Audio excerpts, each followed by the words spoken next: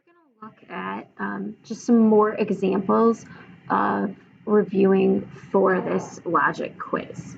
So we're going to look at, for numbers 1 and 2, we're going to state whether they're inductive or deductive, and we're going to finish the pattern. So if we're going 2, 4, 6, 8, 10, the next one would be 12, and this is inductive, because inductive is based on patterns. This one is 3, 6, 9, 12. The next one would be 15 because it's going up by threes, inductive, based on patterns. Number 2, I would divide both sides by 6, get x equals 2. This is deductive, based on facts. Divide both sides by 4, x equals 4. Again, this would be deductive. All right. Number 3, we're going to go through and make a conditional statement out of this, converse, inverse, contrapositive, and biconditional, and I'm going to do the symbolic form as well. Conditional, we would say if 2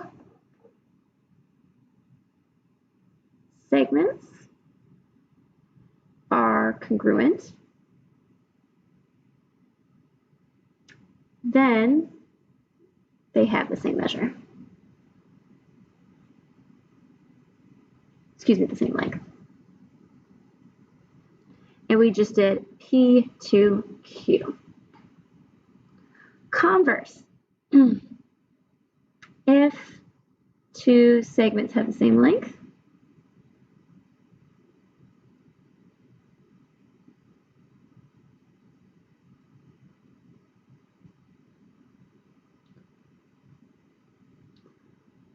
they are congruent.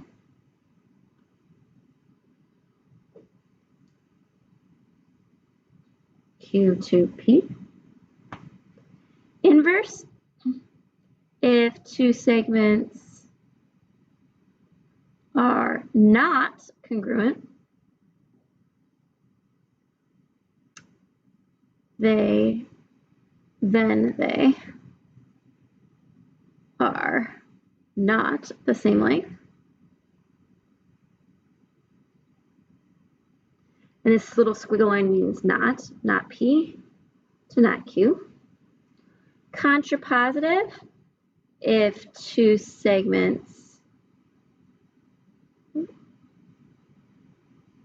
do not have the same length,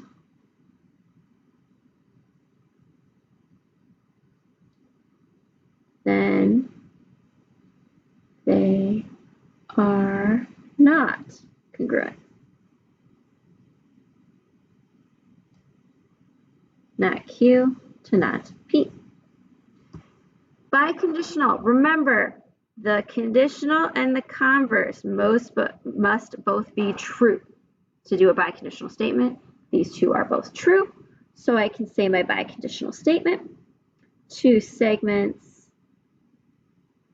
are congruent if and only if they have the same length.